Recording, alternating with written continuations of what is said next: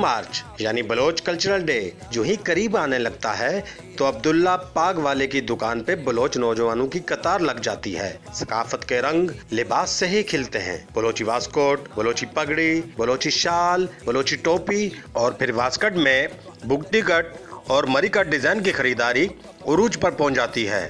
سلامتی نیوز نے جب اس ضمن میں عبداللہ بلوچ سے بات کی تو ان کا کہنا تھا کہ نوجوان آ رہے ہیں، خاص کر کے نوجوان ینگ جنریشن، وہ اپنے کلچر کو پہچان رہے ہیں، اپنے کلچر سے محبت کر رہے ہیں.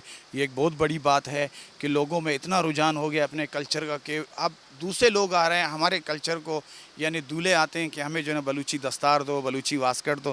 یہ ان کے لیے بہت بڑی خوشخبری ہے اور بہت بڑی بات ہے. اور انشاءاللہ 2 مارچ جو ہمارے نوجوان ہیں وہ بہت اچھی طریقے سے کراچی کے اندر، بلوچستان کے اندر، پوری دنیا کے اندر جہاں بھی مجلس میں جہاں بھی بلوچ رہتے ہیں وہ انشاءاللہ 2 مارچ بلوچ کلچر ڈے کو بہت اچھی طریقے سے منائیں گے انشاءاللہ. کسی نے سچ کہا ہے کہ قومیں تب تک زندہ رہتی ہیں جب تک ان کی ثقافت زندہ ہے، اور بلوچی ثقافت روز اول سے ہی زندہ و تابندہ ہے.